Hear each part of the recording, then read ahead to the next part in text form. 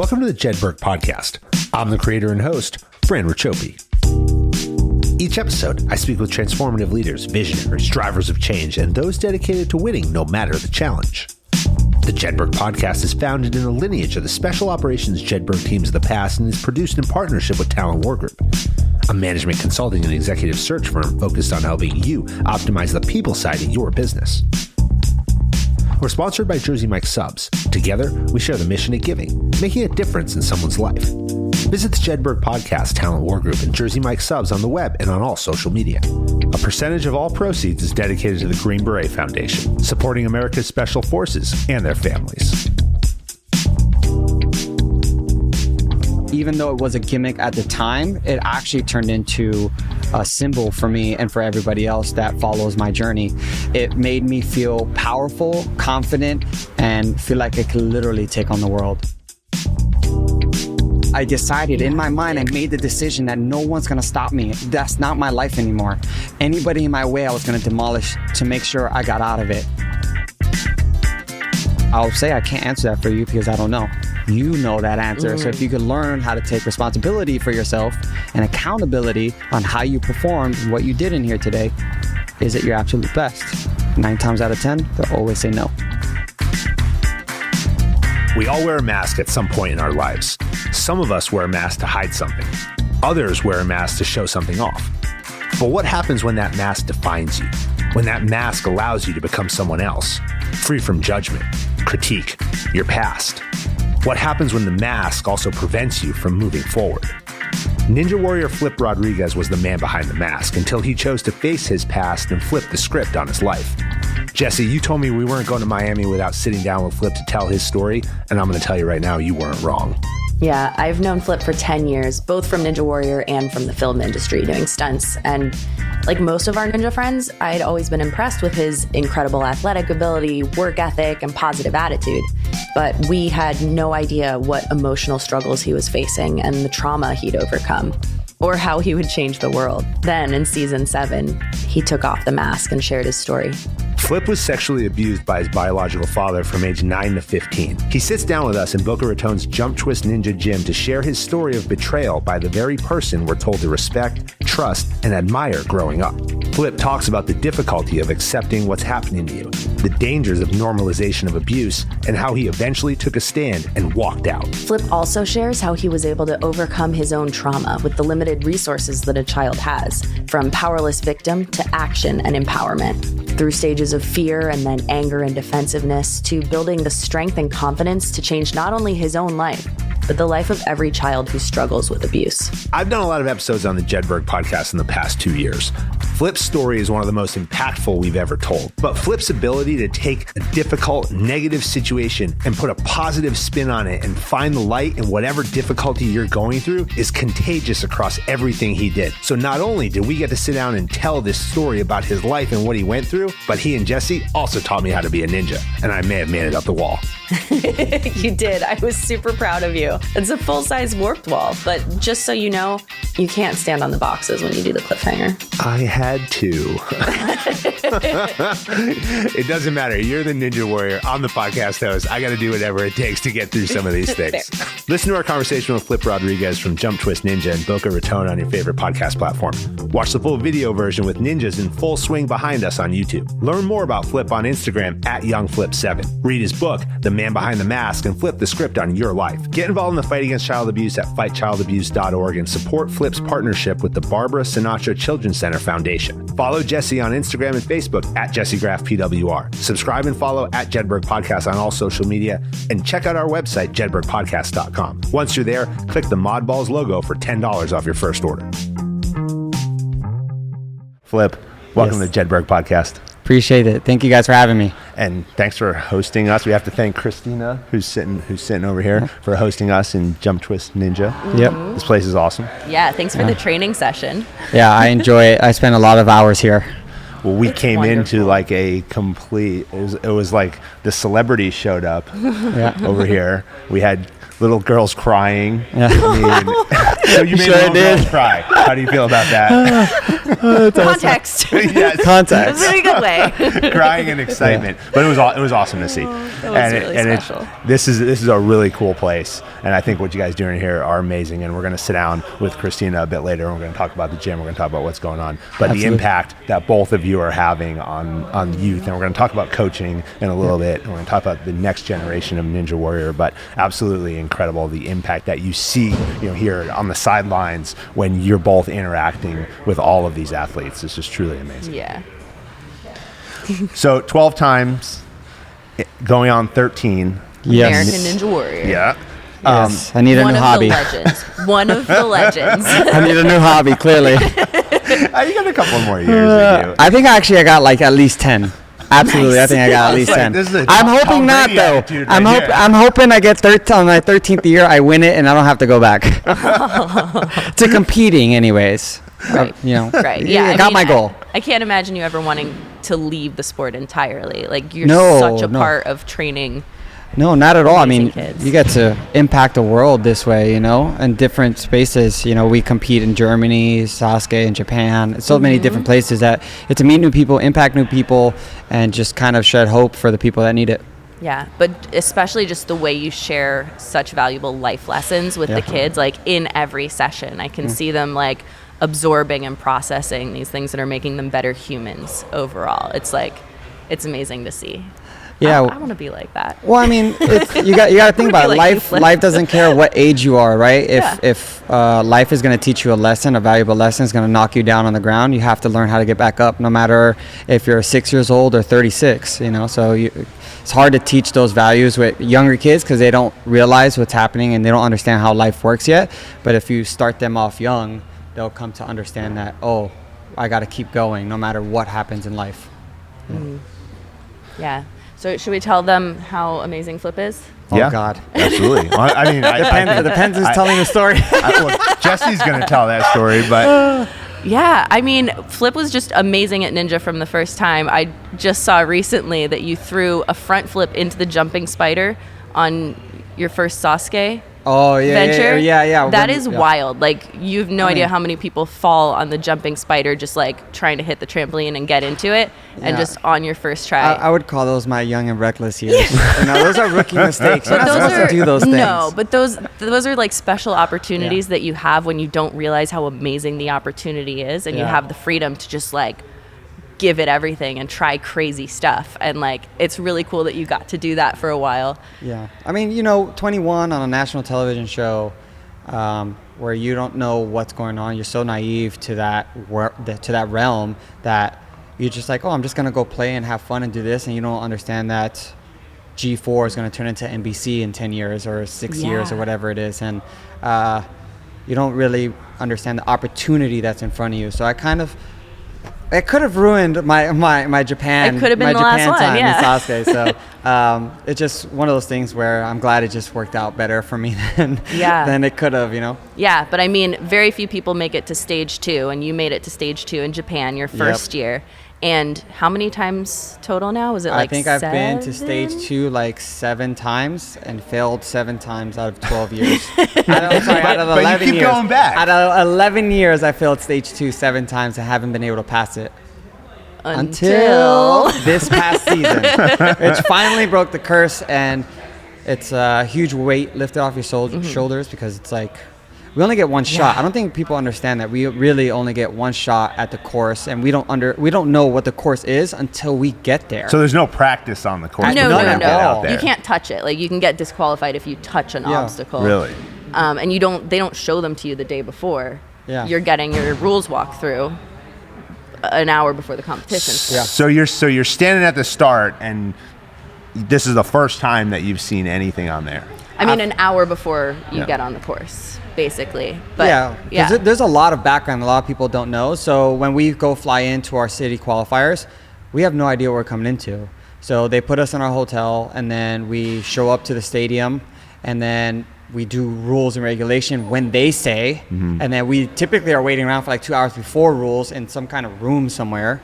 And then, like, okay, cool, everyone line up. We're going to go over here and we're going to do rules. And then we go and we do rules, and we're like, oh, wow, look at that. And look at it, interesting. And then we get so caught up in the 6 obstacles in city qualifiers that we sometimes don't even pay attention to rules. you're trying to receive all this information so fast so you could digest it and then you could visualize it. So that way, when you go on the starting platform, you feel like you've done it 100 times. Yeah, you've got to have a plan. Yeah, definitely have a plan. And then, it's just one of those things where I wish we had practice, because I think a lot of us would succeed a lot more, and it'd be a much tighter competition if we had a little bit of practice, or at least knowledge of it prior.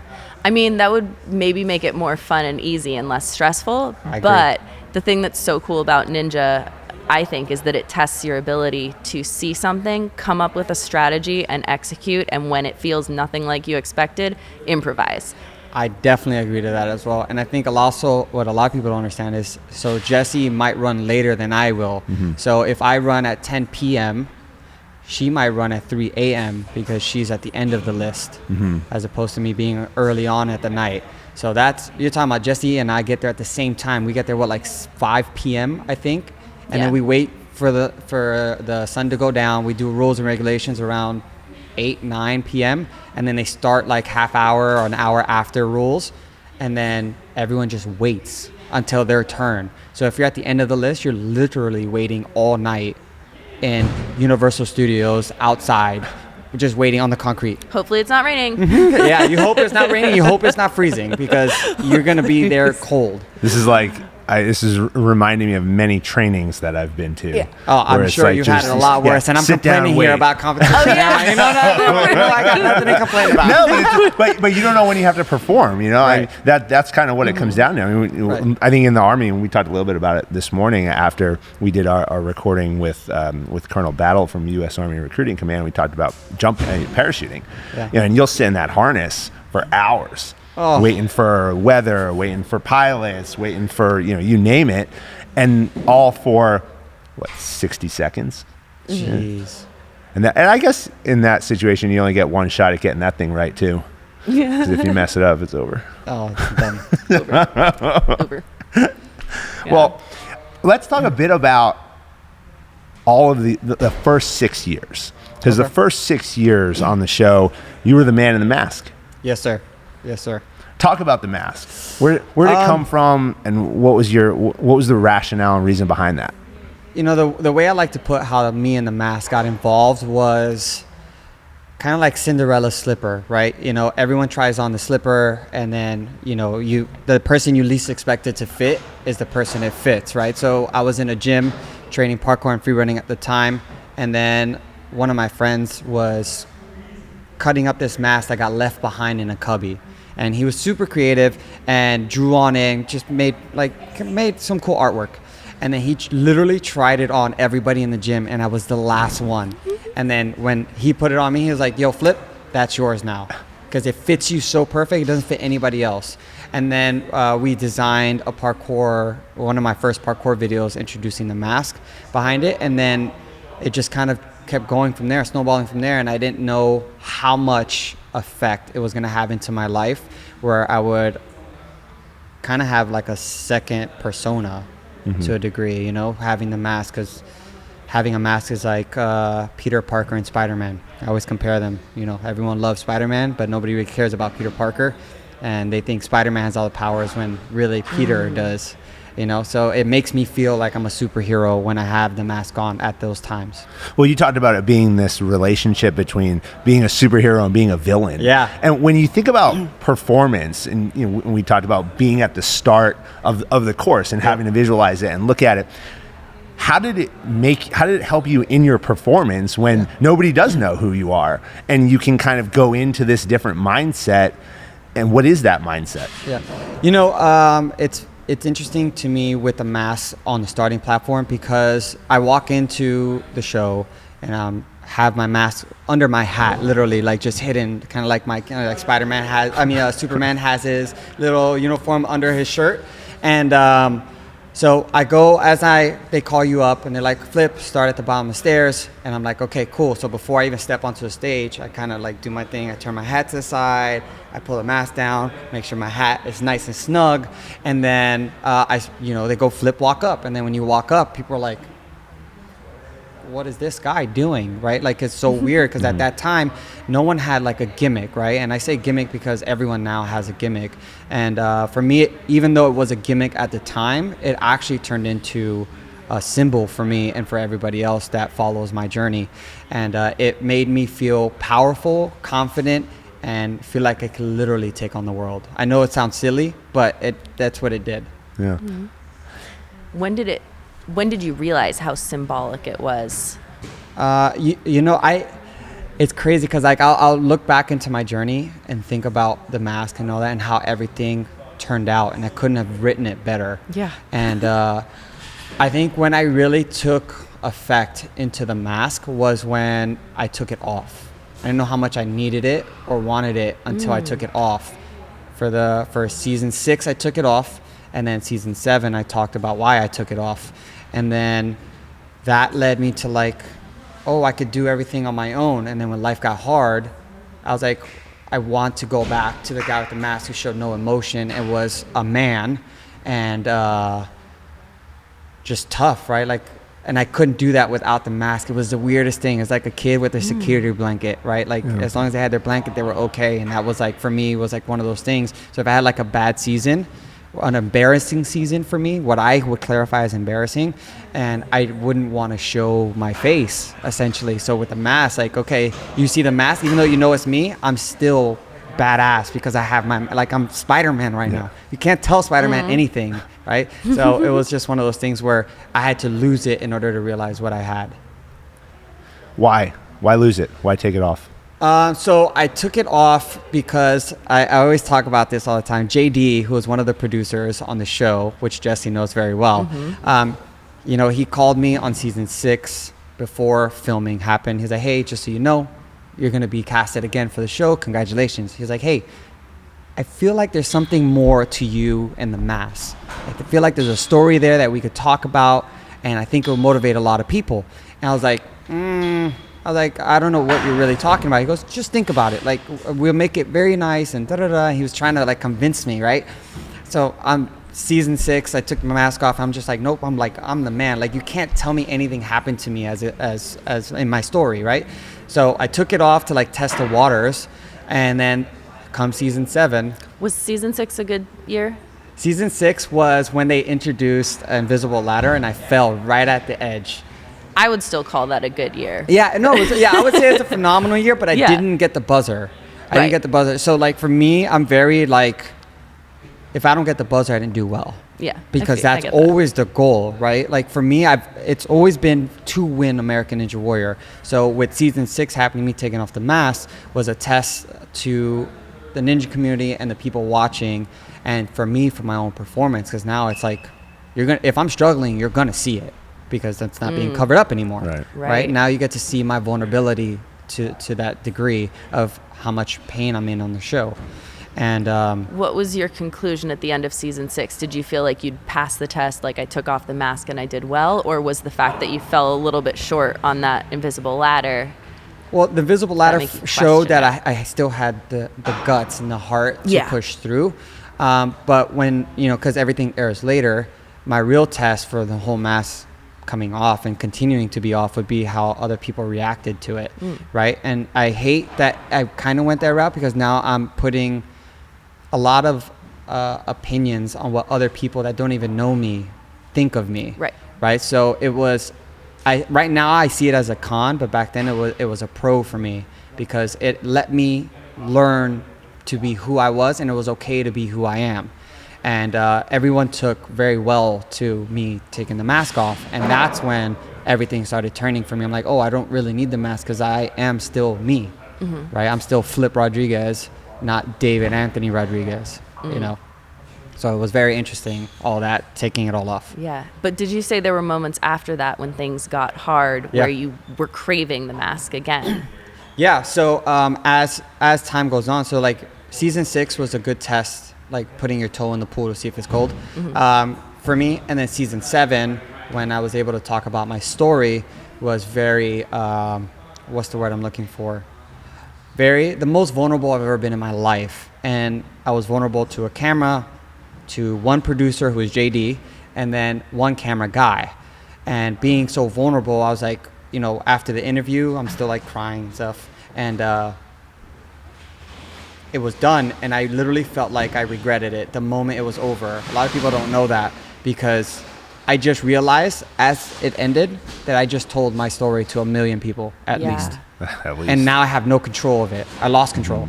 Can you go back to that part and tell us, because I love the way you told me before about like JD coaxing you into it, like. Yeah, JD's an amazing person, because like he saw something in me that most people didn't see. He saw that there was somebody that was hurt and can motivate the world through whatever my story was. And then he kept pushing it. He was like, hey, let's do this. Come on, I'm gonna make it powerful, bro. We're gonna motivate people. We're gonna do this. We're gonna inspire the world. And he didn't even know what it was. And JD had no idea what it was. He just had a feeling by looking at him. And when I talked to him on the interview, and I was sitting there, mind you, I was there for like, I'm not even lying, like 30 minutes just crying and stuff because I didn't want to talk about it. He's like, take your time, And when I told him my story, because the first time he heard it was the first time I said it to camera, his jaw, I'm talking to him in my interview, his jaw drops, right? And I'm just like, did I just do something bad? Like I just said something that people are not going to take well, So that whole process was executed perfectly for me to move forward with my life. But as I sit back and realize, like me as a human being I am now, I'm like, I probably would have did that a little different. I would have probably did this a little different so I could kind of just heal faster, I guess, because we're never good enough, right? Like, at least in my mind, I'm never good enough. If I clear city finals, I hit the buzzer, why didn't I do it a minute faster? Why didn't I link this move, right? Like, why didn't wasn't this move smoother, Yeah. So do you beat yourself up about it though, or is it more of a constructive, like, hey, here's another thing you could do? Now it's more of a learning, like, let me take why. First off, it's like why you didn't do it, right? So they're all learning lessons. So I'm realizing why I didn't link it. Was it because I wasn't confident? Was it because I was too tired? Like, what was the reasoning so I could go back in the gym and then harness those skill sets? Yeah. Do you want to start telling the story? Yeah. I can, absolutely. So come season 7 of American Ninja Warrior, I ended up taking off my mask in the previous season, and I had JD interviewing me for the first time about why. And I was talking to the camera and I'm looking at JD, tears in my eyes, and I'm like, from the ages of 9 to 16, I was physically abused, right? I was sexually abused. Because even though it is physical, I know people confuse each one, so that's why I clarified it. But I was sexually abused from as I was a kid, and the show took that and motivated people by it, which I think was a big healing part for me personally, was that the show took in my information and they said, Flip, you're amazing. Now we're going to let the world know that you're amazing for making it as far as you did so far. And let's inspire other people who may be going through the same thing. And then it came out on the show, right? It was so good. My phone was like, this is the time that I had notification on my phone, because I cared about numbers and social media or whatever, right? Because I cared about being first place and like being the best, right? And I had to show off because of my insecurities of who I wanted to be and what I wanted to perceive. And then, so my phone's going off and it's all social media. It's all social media, as my interview is still going on, right? So I wait for it, I run, and then I'm like, all right, this is like the true test. Like for me, I was like, it's like one of those things where like I had both eyes closed and I swiped it, and then I'm like, for those of you guys, it wasn't fingerprint or facial recognition back then. And I was like, and I looked, and the first comment, I'm like, oh, wow, I'm so proud of you. I can't believe so much courage. I was like, oh. And then the next ones were positive messages. And I kept reading. I'm like, wow, like I didn't realize, I was so naive to how many other people were affected by this story. And then I was so naive to men being affected by this story. Like, because I felt so alone the entire time growing up, and how I had to be a man, not say anything, that I literally thought I was on an island by myself. And it turns out I wasn't alone. Like there's so many other people going through it, and people that can't talk about it, they're like, thank you for speaking about us. And they would always use us in their terminology because they're trying to tell me that they went through it too or going through it. And it's so interesting how we talk like that. Well, the numbers are staggering. I mean, we have a couple here. Every 9 minutes, a child is sexually assaulted. 30 to 40% by a family member, 50% by someone they know and trust. Yeah. So two questions for you. Yes, sir. One, why wait so long to talk about this? But really more importantly, talk about the difficulty of really understanding and acknowledging and accepting what's happening to you. Right. Because it is in your case, it was your biological father. Yep. And you look up to your parents. We're taught, and you talk a lot about it in your book, that we're taught that our parents are always right. We have to listen to them. And here you are enduring this, and now having the difficulty of having one day to say this isn't okay. Yeah. It's one of those things. As life goes on, you start learning more, right, through life experience and stuff. So it took me so long. I was 26, 27 at the time of season 7, and I even then didn't know if I really wanted to do it, but JD was pursuing me so much that I thought it was a good idea. And before I even talked about it, I had to talk to my mentor, Sly Lewis, about it. And I was like, hey, listen, I had certain things I, again, have not told him, but he's very smart, so he put 2 and 2 together. I was like, hey, this is what the producer's asking. What are your thoughts about me talking about my own personal story? And we waited out or whatever. He's like, it's ultimately going to be your decision. I got your back. And having one person have your back like that, shifted my mindset to all right, then I could take on the world now. That's an army behind it. I could take the world on. So when I talked about it, I was able to, sorry, I lost my train of thought. What was your question? Coming to grips with it and understanding, acknowledging it. So it's all baby steps. I always talk about baby steps when I do motivational speeches. Everything's in baby steps. So those interviews, talking to Sly, those Instagram comments, those were all baby steps to leading to me talking more openly about it, and then now turning the darkness into light, right? So when you realize, oh wow, I could take my pain and suffering that I went through, and I can go, hey world, look at what I went through, and I came out on top. Now I just gave light to other people to go, oh, I can do it too. So when that shift happened, that's when I started to really accept what happened to me. And it's so weird because I started accepting it when other people started accepting it. And this is the weirdest thing to grasp, because if other people weren't accepting of it in my early stages of opening up, I think I would have shut down. Yeah, meaning if they had pushed back, and didn't support you in the way that you did. Can you talk about in these situations, in these cases of child sexual abuse, there's an element of normalization that occurs, and where the abuser is trying to create and that this is normal, and this is the behavior, this is expected, and therefore you have to go through it. Can you talk about the danger of that normalization and why it is important for those who are enduring this to really very quickly, or as quickly as they can, start to realize that it's not normal?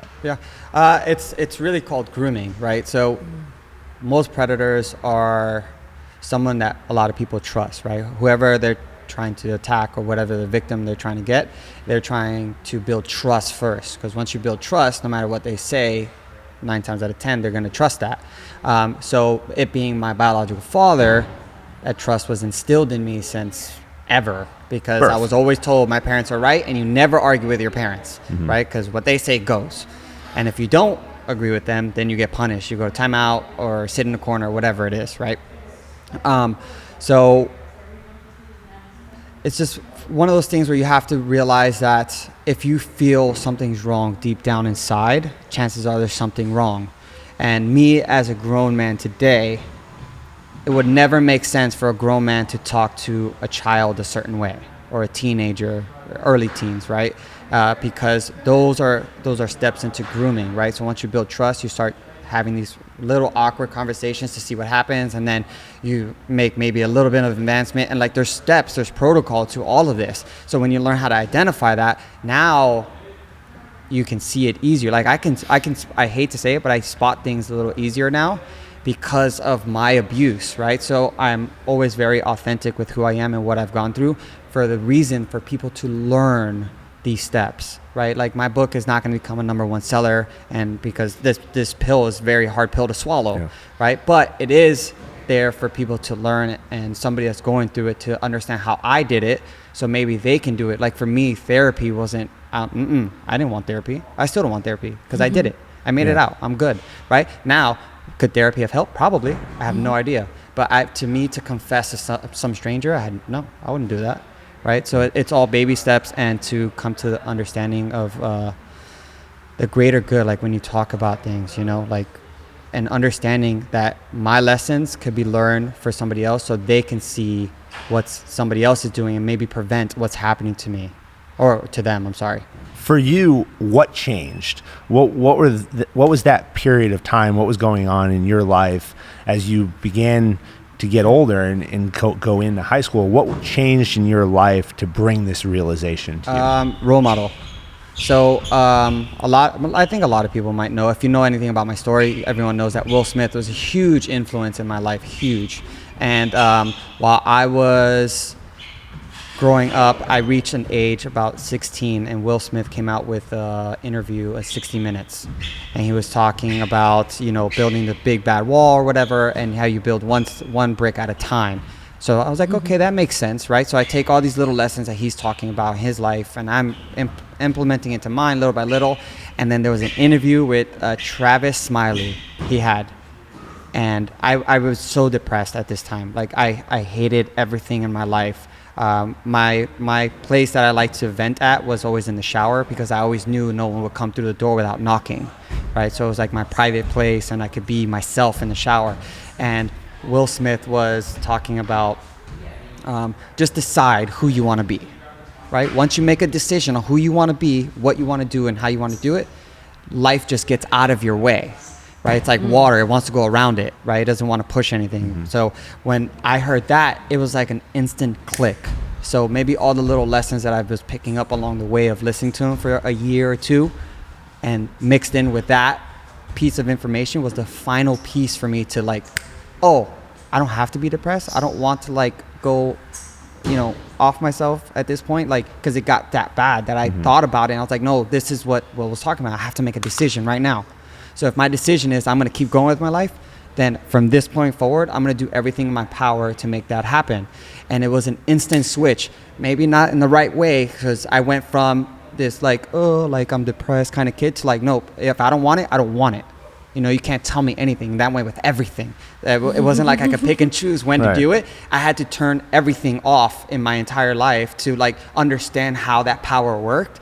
And when I realized how that power worked, now I could start learning how to switch on these different lights where I can control that quote unquote, I guess, monster, right? So now I went from like, no, I don't want nothing. I don't need you. I don't need nobody. I could do it all on my own. And like, oh, okay, well, I can't do everything on my own, because in order to move a mountain, you need a lot of people, right? In order to build something, you need other people to help you build, and you'll get there faster rather than taking forever. So once I understood all those little lessons, that's when life started moving for me. And I started understanding that, oh, okay, this is how life works. This is how life works. And I can now trust Jessie with my story in my book, and she was so kind enough to give a quote on the back of the book and the process of me making it. And little by little, you just start understanding how life works, and like how not all people are good people, whether they're family, friends, somebody you just met. You really have to take the time to understand human beings to realize like, oh, Jessie is a good person. I spent enough time with her, a lot of conversations I've had with Jessie, and outside of my book, just regular conversation, and you just see Jessie's a great person, and that only happened with spending time with her. Can you talk about the actions you did take? Say again, I'm sorry? Can you talk about the actions that you did take? Okay. So a couple of actions that I did take. To end it. Yeah, so a couple of actions I did once I made the decision in my mind that I'm going to move forward with my life, and this is not how life should be. I decided to, at this time of my life, my biological father paid for my car, my phone, anything of expensive value. So I was like, you know what? I'm going to cut all ties with everything right now. So I was in his house. I'll never forget it. I was in his house and I was like, okay, I'm like building myself up because I'm about to walk out forever, right? And I'm like, okay, so I have my car key. And I was like, wait, how am I going to get home, right? So I was going to walk out of my father's house.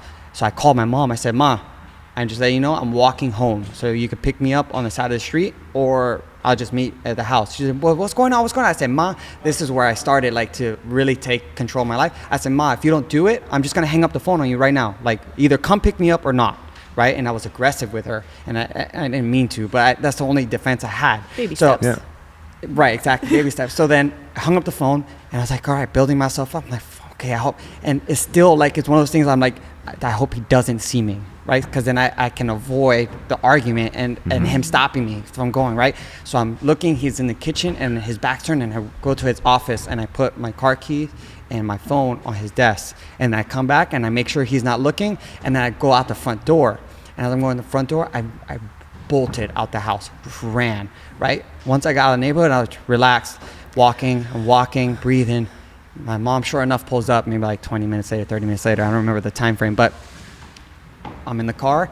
Oh my God. My mom's she's a lioness when it comes to her kids. My mom will go to jail for her kids, no problem. But parents are parents, right? Yeah. What's wrong with your dad? No, that's your father. You don't walk out on your father. This. And I looked at my mom and again, I'm bulletproof right now, right? I said, Ma, listen, just go home. Trust me when I tell you, go home. I don't want to go back there. No, but that's your father. We're going right now. She's about to turn the car. I said, Ma, listen, if you don't want me to do what I just did to him to you, you take me home now. And right there with the tone in my voice, and she was like, oh, something And you were happened. prepared to do it. I was prepared because I decided in my mind, I made the decision that no one's going to stop me. That's not my life anymore, you know, and anybody in my way, I was going to demolish to make sure I got out of it. And that's probably a defense mechanism, probably not the right way to go about it. But that's all I knew, and I knew I needed to make a decision, and that was the best decision I could make for me at that time. And those are all small baby steps, you know. And I kept that attitude for a long time. Yeah. The attitude for a long time. My mom constantly poking at me, like, "What's wrong? What happened?" She's calling him. What's going on? He's of course not saying anything, right? Yeah. And it's just so hard to be that bulletproof all the time that at some point that caught up with me. So now, how do I become better human being and not bulletproof to where I could be vulnerable? So there's so many baby steps, but that first few actions right there where I'm bulletproof, you can't hurt me, right? I'm deciding it. That's what made the biggest impact to me. I think it's important to note too, though, that there's no script. Nope. You know, there is no blueprint. right way. You know, there's in a lot of situations in life. Yep. You know, and you've talked about many of them, but you can never really sit there and say, okay, in this situation, I'm going to follow this checklist. You know, we're not starting an airplane here. You know, we're solving complicated life challenges. Yeah. You know, and so I think the message is you got to do what's right for you in that moment. You know, we talk about decision making all the time when we talk about leadership, right? And we never have all the information. We never have the perfect situation. Right. We're never going to. You know, we're never going to have all the money we need to run a business right and all the people. Yep. But you've got to sit there and say, in this moment right now, this is the best thing that I can do for me. Yep. And then have the courage to act. Yep. And the thing is, it sometimes may not be the right one, but at least you're making a decision rather than waiting and staying still. I think a lot of people stay still and that becomes habit, and then they go, oh, this is my life. And that's what was happening with me. So I think just making a decision, if it's the wrong one, like I don't think I did the right thing. You just had to move. Yeah, I just had to take a step forward no matter what that step forward looked like. Yeah. So I think making a decision is the biggest piece of that. The thing that's so amazing to me is that like you didn't have anyone coaching you through this. Nope. Like every step that you took was a conclusion that you drew from listening to all these motivational interviews. Mm-hmm. Will Smith and just like I listened to his book, by the way, after all the positive things you said about him. Right? Like I already thought he was awesome, but like man, his book was great too. Yeah. But no, I think I cried so much in your book, but like appreciate that. I always knew you were great. Like you're an amazing athlete. You're such a nice person. You're so positive. But like, I had no idea what you had overcome and the stages you had gone through from being like so broken down and depressed to so angry. And like that kind of transformation is something that is life-changing for anyone. Like, not everyone has the kind of trauma you do, but everyone has a thing that they need to get over. Right. And just seeing what you've been able to overcome just with determination and, you know, listening to positive voices, even if they weren't directly next to you, like reaching out and finding them. Yep. I always talk about that. You just got to find a role model in your life, whether you know them or not, because I didn't know Will. And then at the age of 21, I found Sly. So Sly was also my mentor, you know, my real, I call him my real life Will Smith is what I call him, you know? And it's just one of those things where you got to find something to attach to for positivity, and then just kind of not absorb all of it, but just take what works for you. Right. And then you start, okay, now, I mean, 2023, you have YouTube, there's 100 million videos on being positive and what you can do to overcome almost any obstacle, I feel like. So that's the plus side, but you just got to attach to something of light. So that way you have some kind of hope, and then take your actions. You got to decide, make a decision, and that'll be it. How do you cope today? Oh, today, you know, I got to be honest. When everyone asks me, how are you doing? It's the same. It's fabulous, because I appreciate another day. You know, I don't talk about often, but I ended up losing my dog, who was like my best friend, traveled everywhere, and that fell right back into the hole. And then, you know, I came right out of it like 2 years later, and with the understanding that time is very valuable, time is precious. So every moment that I spend depressed is a moment I'll never get back. It's not even Donald Trump can buy time. You just cannot. You know, that's the one thing that no one can buy more of. And when your time is up, it's up. So the question is, how are you going to live the time that you have left? Because we don't know what time we have left. And I know that's kind of like a sad way to see it. I see it with the perspective of positivity to up my life and move my life forward, because I hate feeling sad. I don't know about anybody else. I hate it. I appreciate it. I do appreciate it, because in order to appreciate happiness, you have to appreciate sadness, right? So I do appreciate it when those time comes. It's not like I resent it, but it's just one of those things that there's very few days that I'll tell you like, oh, I'm not good. Like, because I just know the value of time. And when I understood the value of time, that's another switch that hit for me, is when you start losing people close to you, you start understanding like, oh, we're not untouchable. You know, we expire at some point, and that's how I live my life now. So I'm always good. If I'm healthy, I'm good. If I get to impact kids, talk about my book, and motivate people, that's literally what I feel like my life is designed to be. And that's how I'm just going to live it. And that's when I'm at my happiest. So if I'm doing that all the time, I'm always at a good day. So if I have a bad day, I still appreciate it, because I can't appreciate the good without the bad. So it's going to make tomorrow feel so good. So much better. You know, I know you always say how you cope with it. The way I cope with it is understanding that in order to have a good day, you have to understand what a bad day is. So, and don't try to stop having a bad day. Just embrace the bad day, go through it, and appreciate the good. That's how I cope with it. Yeah. How can you share some of your tools? Like, when you recognize that I'm in a terrible mood right now, I'm really upset about something. How are you able to self-love, to choose to self-love all the time? You know, because a lot of people, coaching has been very useful to me, because when I have a bad day, it's not the kid's problem. It's not their fault.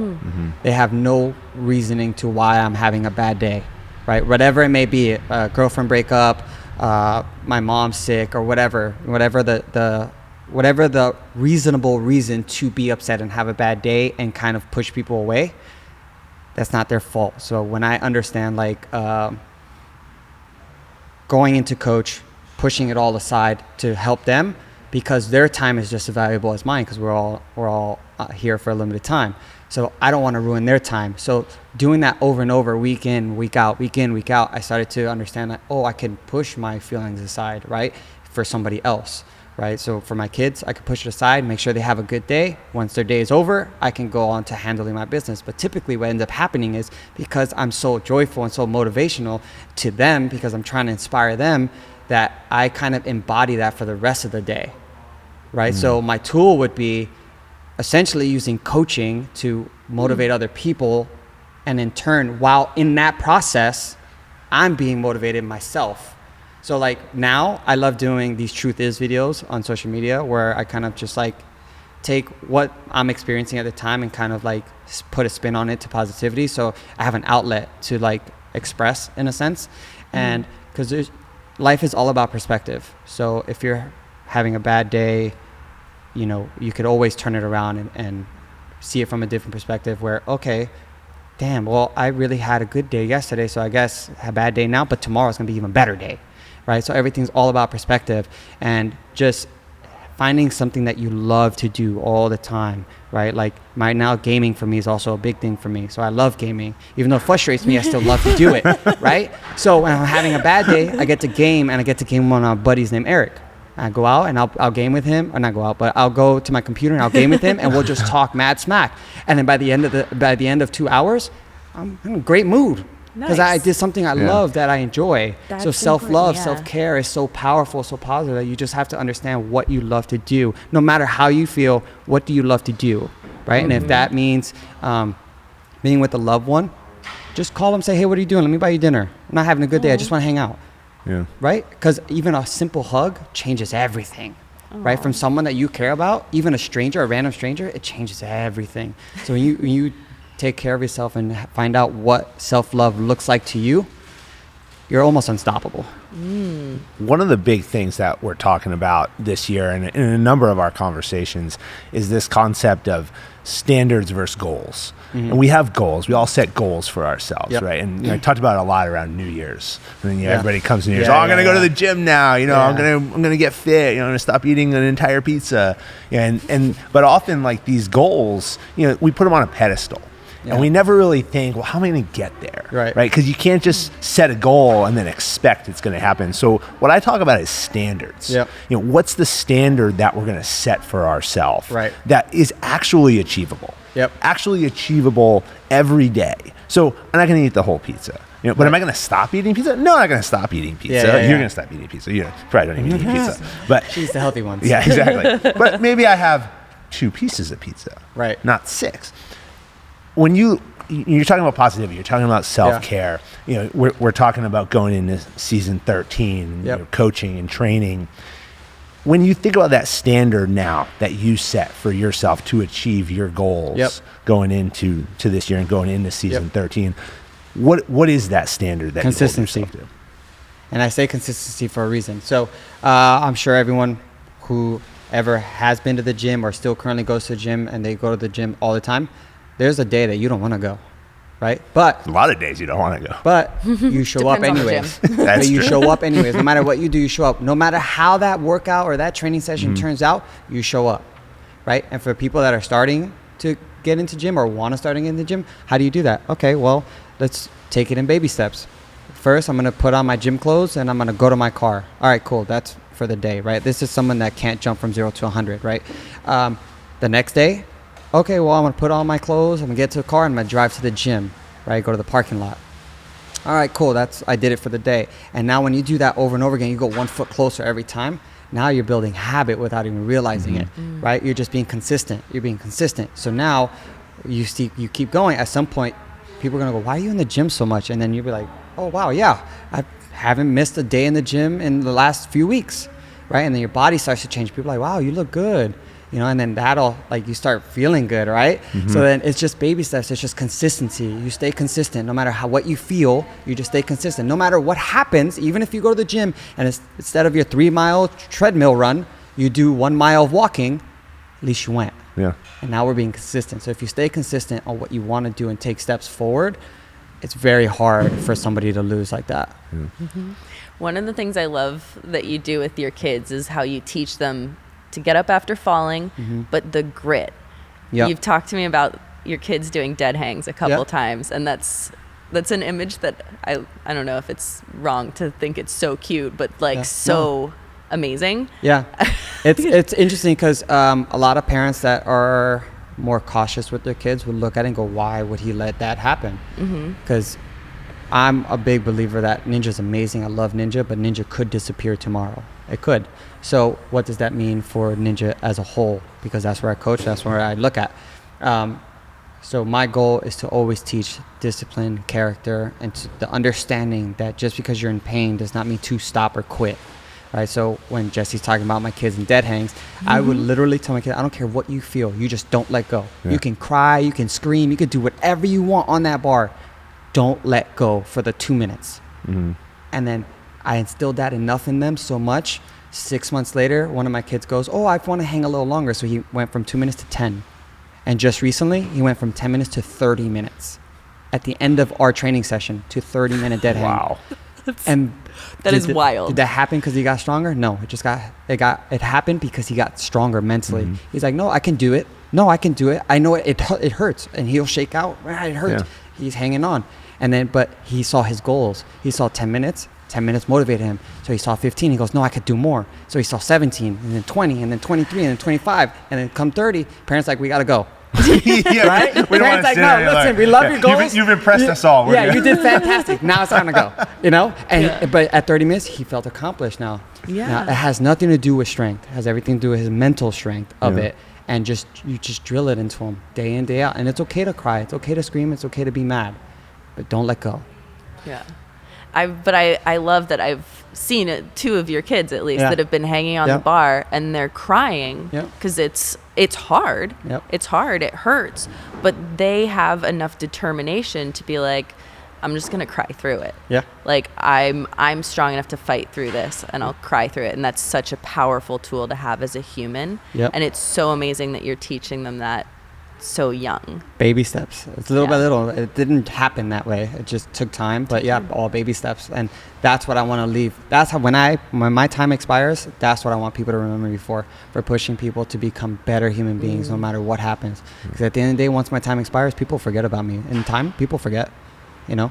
But the ripple effect, now to me, that's legacy. Yeah. I want to put you both on the spot for a second now. Let's go. All right. Well, I mean, we're sitting here with two of the best in Ninja. All right.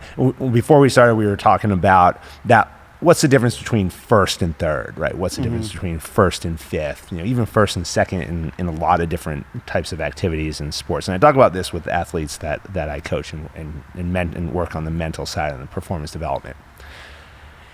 We talk about the work. You know, we go into a workout. You know, the coaches will set a program for a week. You know, they'll kick it out on a Sunday. Athletes will come in, and a lot of athletes they'll do the prescribed work. Yep. They'll pack it up. They'll put their stuff away. They'll go home. Yep. The end of the season will come, and the finals will come, and they'll go, I got fifth. I wanted first. And I asked the question: when you were packing up your stuff at the end of each day of training, did you ever ask, what else can I do? Yeah. Because the people who are first were probably asking that question. Yeah. I use that same logic, except I teach the kids absolute best. So I don't know if you guys have seen the bear crawl video from, is it Remember the Titans or Friday Night Lights? I can't remember what movie it was in, where they do the bear crawl with somebody on their back in the football field and like, I'll get maybe to like 10 yards. Like, no, I think you can go from end zone to end zone. And then they put the blinders on him so he didn't see his progression. He said, the only thing I want from you is your absolute best. You promise to give me your absolute best. Blindfold, kid on his back. At the end of it, makes it from end zone to end zone. He shocked everybody. So what I think it is a lot of people are so used to what the standard is, right? Oh, our standard is 15 yards. So when they reach to 10, 8 pull-ups, they're like, I can't do 10. I can't go past 10. So I'm already getting tired, right? But is that their absolute best? So at the end of every class, I always talk to them, did you do your absolute best? And I'll say, I can't answer that for you because I don't know. You know that answer. So if you could learn how to take responsibility for yourself and accountability on how you performed and what you did in here today, is it your absolute best? 9 times out of 10, they'll always say no. Yeah.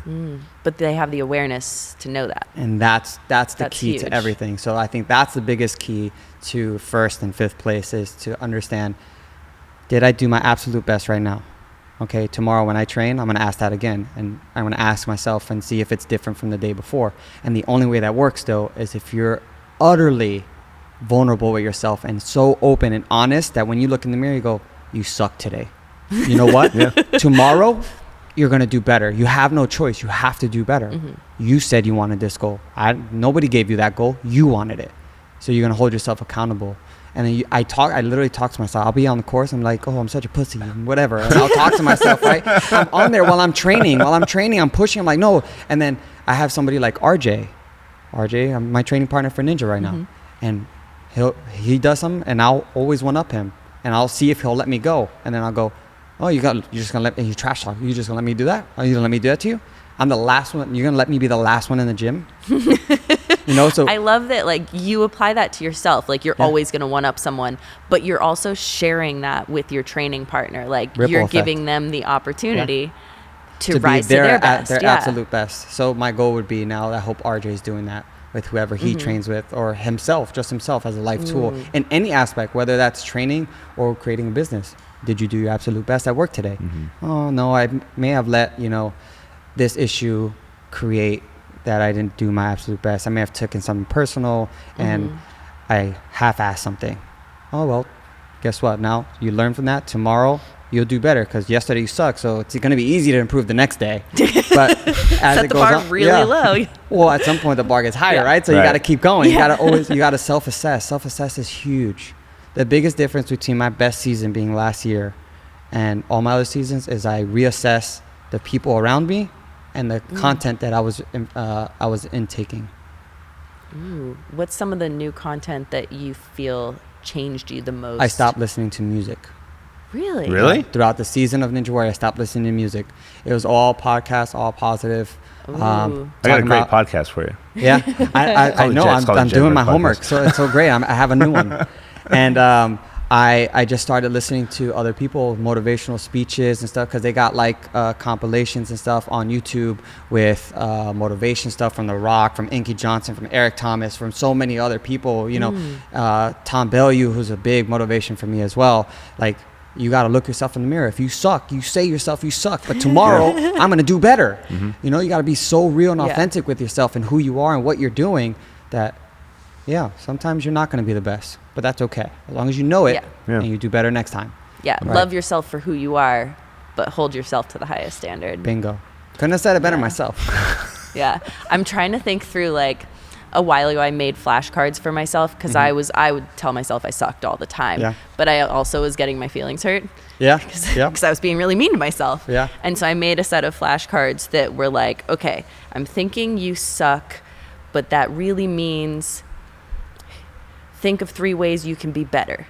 So I switched my self-talk into what is the constructive side of what I'm trying to say when I say you suck. Right. Because instead of hearing you suck and then like shriveling into a ball, I could hear you suck and be like, oh yeah, that means think of 3 ways to be better. And I can hear that anytime someone tells me I suck. That's a good way to look at it. Thanks. I actually did the opposite way, where like my kids tell themselves that they suck. I'm so bad. Okay, cool. That's 1 negative comment. You owe me 3 positive ones. That's kind of the same thing. Yeah. Literally with 3, I swear.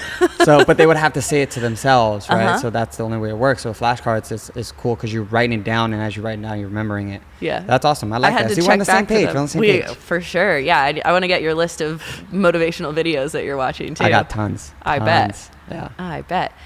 Can you share with us some of the most important signs? Like, if you're telling parents, what should they teach their kids? And if you're talking to kids, what should they look for so that you can make them more educated in a way that they can prevent dangerous situations? So that kind of stuff gets really tricky because you could always accuse people off of any little thing. Because some people are actually genuinely nice people and they'll go above and beyond for somebody else, because somebody like me, I understand that life. So if somebody came to me, this is happening, I would have no problem picking up a 15-year-old from school and taking them home. So that way that person doesn't pick them up and have the whole fiasco happen, right? So that may look odd to some people, but that may look like an awesome thing for somebody else. So unless somebody knows the actual situation, it's hard to place judgment on it. So I'm very careful with telling parents or anybody, hey, this is how you should teach your kids. Right. I'm more of like, hey, listen, this is what happened to me. This is how I did it. There's resources. I work with fightchildabuse.org all the time, right? And they have resources on how to actually attack this stuff because they have licensed therapists and all that who are suited to handle those questions, as opposed to me, where I'm just like, hey, listen, I did this all on my own. You know, my resources were my resources. I had a brick cell phone that had no internet at that time, so my resources weren't easy accessible, as opposed to the fightchildabuse.org pops up, bunch of resources, right? So I always tell parents, hey, listen, go to this page, use their resources, read what they have, and reach out to them if you need help, and find somebody who's actually suited for this, and this is what they do day in, day out. I do it day in, day out, but for me, right? I don't do it on such a broad level where I went to school to learn how to handle those kind of traumas for somebody else. I can tell you how I did it, and hey, listen, I don't care. Hang on to the bar. I don't care if you cry for all I care. I don't care. Cry, scream, kick the truss, whatever you want. But that's way different than handling somebody's trauma, right? So I would say always try to find someone who has at least learned from the internet, from Google, from fightchildabuse.org, all of this stuff. So that way you're more informed to make a better decision for yourself if you don't want to seek professional help. Like, I never had an urge to seek professional help, but I did take information from Will Smith and all these other little YouTube videos and clips and stuff when YouTube started, that I was able to build a foundation for myself. Mind you, might not have been the best foundation, but it was what worked for me. It's working now. Yeah. It worked for me. Well, yeah, now. I learned a lot, though. I learned, I mean, it took me this long to really be authentic with myself and who I am and what happened to me. You know, I don't use that as a cloud over my head. I use what happened to me as a shield, a bright and shiny shield that I get to show off to the world, you know, because this happens more often than not. And it's so sad to say that. And I can't tell you how many times I have people come up to me and whisper it to me, and because they don't feel comfortable saying it out loud. So I'd say just find resources and find somebody who deals with it, who's a therapist and can help you, like, really, like, figure out the situation. And then, you know, if it's still happening, take law enforcement actions to make it stop, because it is a crime, obviously. And you know, there's so many different steps. You know, I never wanted to follow the law side of things, because that means I would have to relive it at the age of 19, and I didn't want to do that. I just wanted to be done with it, you know. So whether that was a good decision or a bad decision to the public, probably bad, but for me personally, it was good, you know. Just and needed now to escape at that point, you know, and now I can't do anything legally, but I can definitely tell my story and to millions if I do it right. You know, so that's, you know, that would be my 2 cents to any parent or anyone dealing with it, is find resources.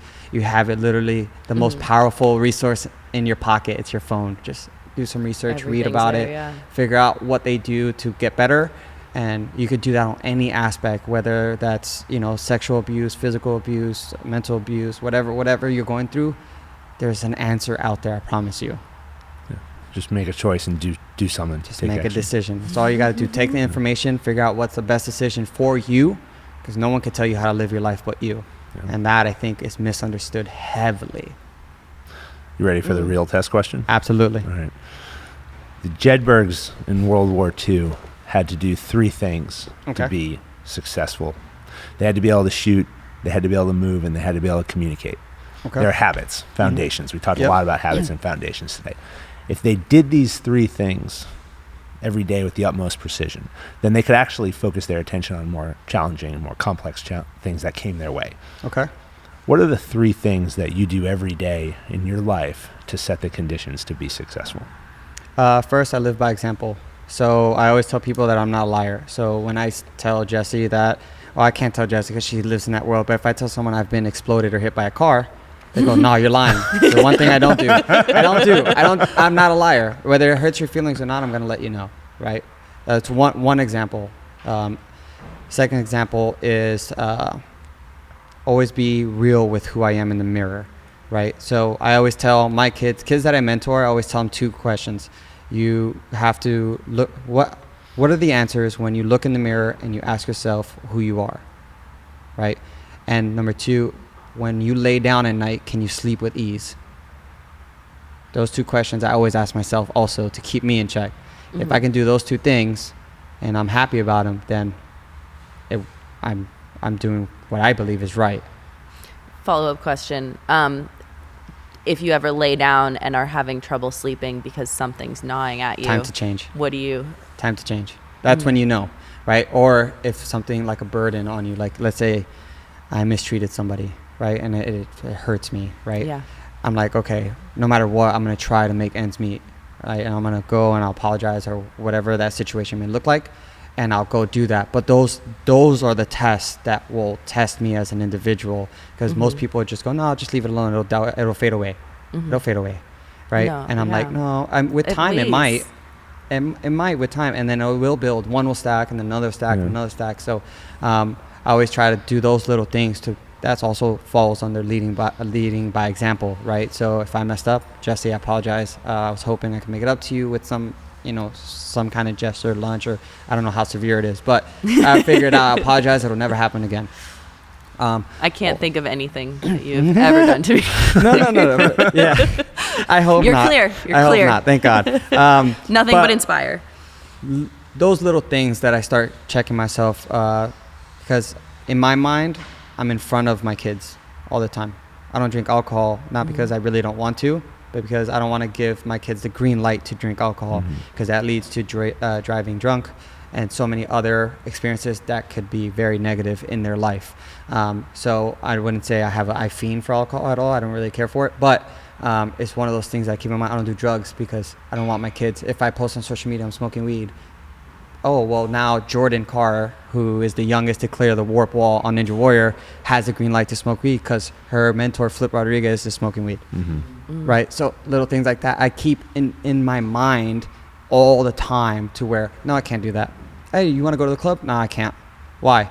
Oh, because if I go to the club, then, if something happens, it's so crazy. My mind is so bizarre that I go, no, I can't. I'd rather not. Like, to me, it's not fun. Like, that's not fun. Like, we come from a world where our fun is getting shot at, and in movies, in movies. Right. In movies. Fake shot. Yeah, face shot, headshots, falling from height, getting hit by cars, exploded, etc. That to me is what gets my heart so pumping. exciting. Yeah, it's super exciting, because story. you don't know if you're coming back. Because it's dangerous. It's not my favorite part of it. But it is dangerous. But to me, that's the exciting part, because I get to do something that almost no one in the world gets to do. It keeps you on your toes. Yeah, all it the keeps you time. thinking and growing. Yep. So little things like that is what I have a mental checklist in my mind. So if I reach out to go grab an alcohol drink, I'm like, wait, I feel my gut, like something in my gut tells me, you might want to think twice. And I'm thinking like, okay, why?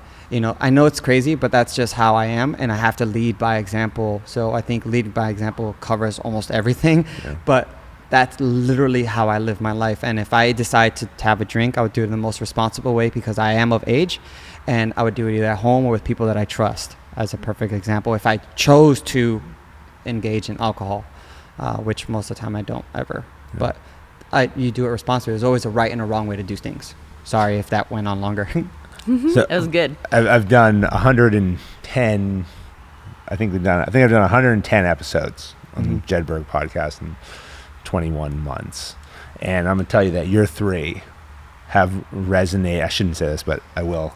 Have resonated with me more than any other conversation that I I've loved had. it. Yeah. Appreciate it. Absolutely 100%. And I guess we can do the math on how many that's been. Some people threw in 4, so it's a lot. Yeah. No, I feel like lead by example, and the way you described it is like one of the best life policies. Yeah, but it's so hard to always lead by example, because it almost feels like a burden at times. Yeah. Like, I'm like, man, I wish I could go do this sometimes, like, because I want to be cool kids, right? Like, I want to be part of the cool crew, and everyone goes out, all these stupid stories that they get to say. Remember that time we were in Colombia? Remember that time we were at the club, and this, that, and this guy punched you, and this, like, you know what I mean? We got into this fight. Like, it's like, I got a few of those. but I'm like, no, like to me, is that any of that at the end of the day worth it? Does that further my career? Does that further my training? Does that do anything positive in my life? Like, no.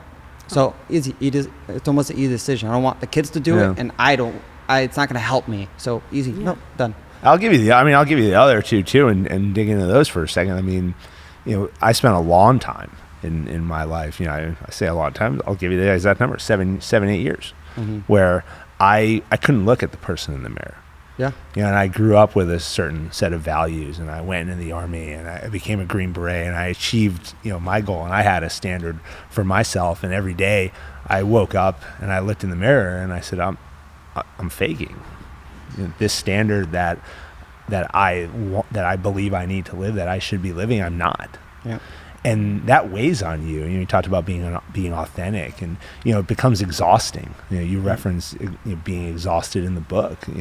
But that's what happens. When you're living this lie, when you wake up and you can't face yourself. Yeah.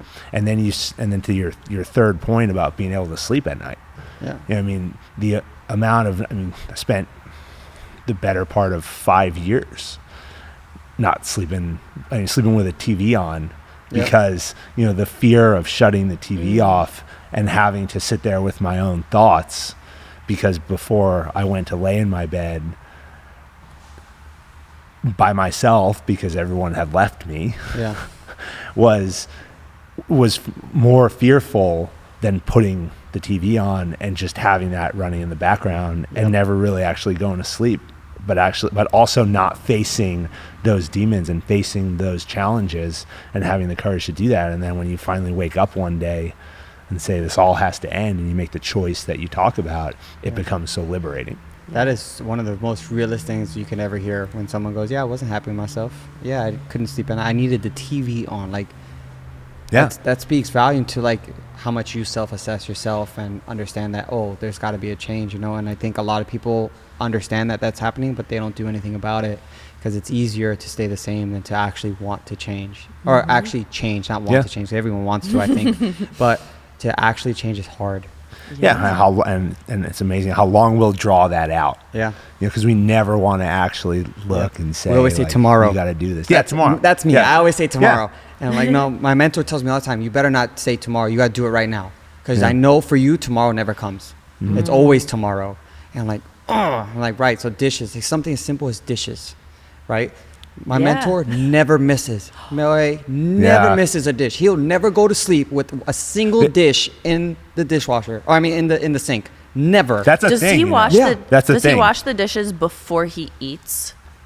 No. Because I'm working on this skill. After. So he'll cook, sit down and eat, and then go back and do the dishes? I'm sorry. He will clean before he eats. I apologize. I misunderstood what you were saying. I feel like that's the way I'm going to have to go. He'll make everything on his plate and then clean the pan or whatever he's not using anymore. He'll clean all, he'll wipe it down, put it down to dry, and then he'll go eat and then wash whatever he just used now.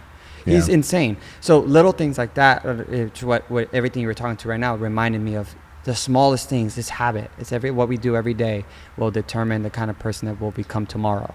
I love how you just made dishwashing sound really cool. I hate it. I'm super motivated to get better at dishwashing right now. I wanted to before, but the way you just talked about it, I'm like, I'm gonna wash my dishes every single time. It's hard. No dishes in my sink. I can't. My man, with Sly Lewis, I cannot keep up with this guy.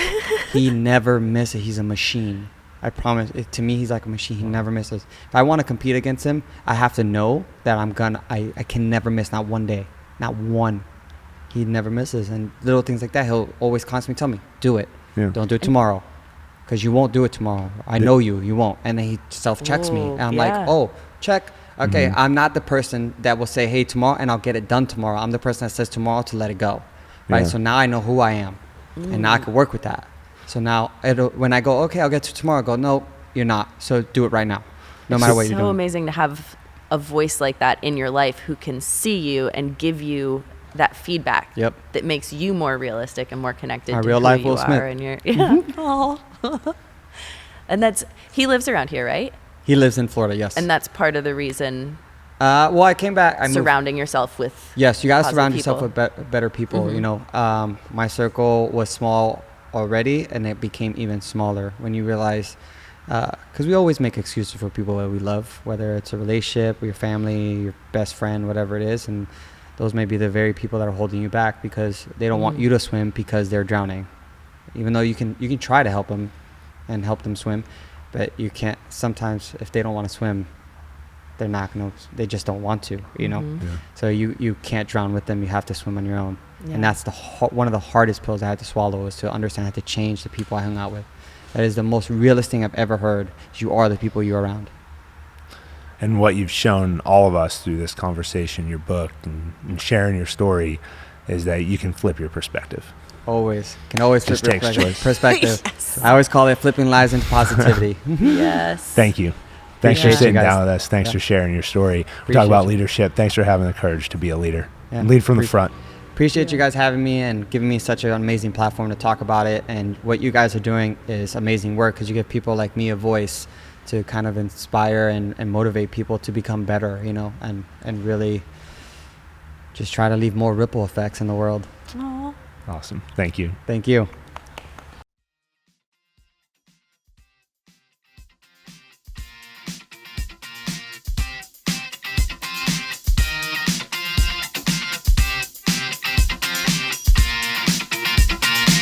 American Jedburghs went on to form the foundation of the United States Special Forces and the Special Activities Directorate of the Central Intelligence Agency. Thanks for listening to the Jedburgh Podcast. I'm your creator and host, Fran Racioppi. Join us next week for a new episode on Apple, Spotify, or wherever you get your podcasts. Check us out on YouTube for full episodes, highlights, and other behind-the-scenes content. If you like what you heard, give us a like and leave a review. Follow me, Fran Racioppi, Talent War Group, and our sponsor Jersey Mike Subs on LinkedIn, Instagram, Facebook, or Twitter. Send your comments and inquiries to media@talentwargroup.com. As a former member of Special Forces, the Jedburgh Podcast donates a percentage of all proceeds to the Green Beret Foundation, supporting America's Special Forces and their families. Thanks for joining us on this episode. How you prepare today determines success tomorrow.